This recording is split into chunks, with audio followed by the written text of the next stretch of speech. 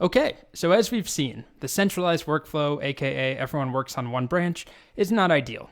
Quite a few issues. That brings us to our next workflow, feature branches. I don't really know what to call it, but that's the concept. Work on feature branches. Don't work on master, you silly goose. That's the main idea. If the centralized workflow is everyone works on master, the feature branch workflow is nobody works on master or main, you always work on a feature branch. This is a very, very common pattern.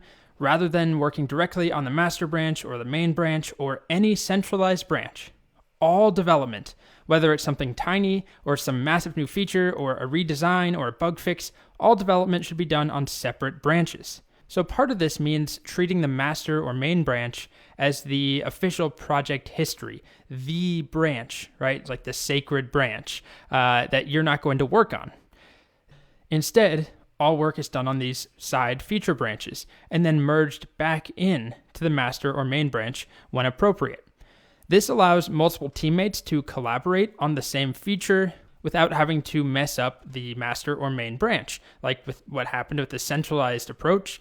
To share broken code or incomplete code also meant breaking the master branch. So with this feature branch workflow, I could have a branch that never works. It's always broken, and I can collaborate on that with anybody else, any number of collaborators. So my master or main branch should not contain any broken code unless somebody messes up and, thinks code is not broken and they merge it back in and it actually is broken. So back to our diagrams. Here's the same three characters, Forrest, David, and Pamela. They all clone the same GitHub repository. It starts with 2 commits and a master branch or a main branch. In this diagram, master is the default branch name. So Forrest clones it, Pamela clones it, and David clones it. Everyone's at the same point. Okay, so we work on feature branches. David starts working on a new feature. He's working on a branch called Add Dark Theme. So he's hit a point where he's not totally done. He's maybe 30% of the way there, but he wants to share his work with the rest of the team. And specifically, he wants some help from Pamela. He wants her feedback, or maybe he wants her to write some code. So he pushes his branch up. He pushes Add Dark Theme up to GitHub. So he didn't merge it into master, right? It's not merged into anything. He just pushes that feature branch up to GitHub. So at the same time, during this morning or afternoon or whatever it is, Pamela has been working on her own new feature.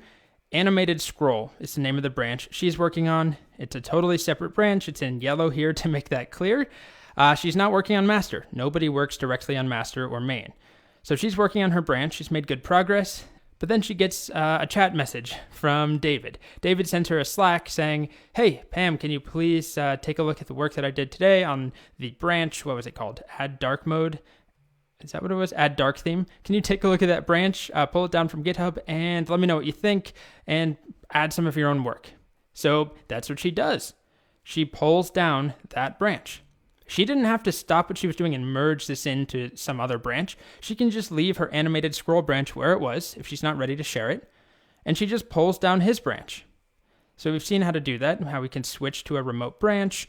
We can fetch to see if there are new branches that we don't have, and then switch to them. So she gets his feature branch down, Add Dark Theme, and it doesn't pollute the master branch. It doesn't pollute her animated scroll. They can coexist side by side. So she takes a look, she makes a couple of improvements. She even adds her own commits on the same feature branch. So it was 3, now it's 4 commits. So she pushes those up. Add Dark Theme is now updated on GitHub. She tells David, "Hey, I added some new work. Go ahead and pull down those changes." And so he returns to work the next morning. I guess this was late at night or evening. And after some Redditing in the morning, he decides, okay, I guess I should get back to work. But all that he has are these 3 commits on Add Dark Theme. All he needs to do is pull down, see if there's any new information. I mean, he could fetch first to check, but he gets the new work from that branch on GitHub that Pamela did. And now he can continue his work. And then at some point, maybe he decides he's happy with the new feature and he can merge it into master. So that's what I'm illustrating here. So that actual mechanic or mechanism for merging into master, usually you don't just decide. If you're at a big company, you don't decide, all right, this goes in master. There are usually some controls. I mean, at the very least, there's code review. Somebody or a team of people need to look at what you've written, right? Things need to pass tests. So it's not a matter usually of just merging it in whenever you want. And we'll talk about some of those mechanisms for code approval and rejection, but that doesn't really matter for this workflow right now. All that matters is that when a branch is done or when a feature is done, it can be merged into master. So this would ideally, in the way that this is supposed to work, this is a fully done feature. It's not broken. It's ready to go. Then we merge it into the main branch or the master branch. We don't merge broken stuff in, unlike the previous centralized workflow.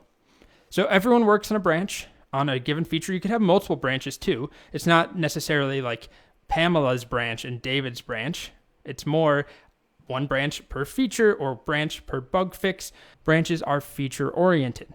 So this allows us to then share those branches, collaborate on branches, and keep our master or main branch as the source of truth in our repository, as the stable, always working, functioning, non-broken branch in our project. And of course, the last thing that would need to happen once David merges his new feature branch in is he would push that up so that GitHub is updated, and now everyone's master branch would include those new commits, those new changes that he made on his feature branch originally. So that's the main idea. Master or main, or whatever you want to call it, you treat it as a branch that is not to be screwed with. It's the official project history. All work is done on separate branches, and then those branches can be either abandoned or eventually merged back in to the official project history, whether that's master or main. Remember this slide from the centralized workflow. These were all problems with working on one branch. No one can work on anything without disturbing the main code base. That's not a problem if you're working on a feature branch. The only way to collaborate on a feature is to push incomplete code to master. Nope, that's not a problem now if everyone works on feature branches. Way less time spent resolving conflicts and merging code, because now code only needs to be merged when something is ready to go into master, not anytime anybody does literally any commits, which is what happened when everyone works on one branch.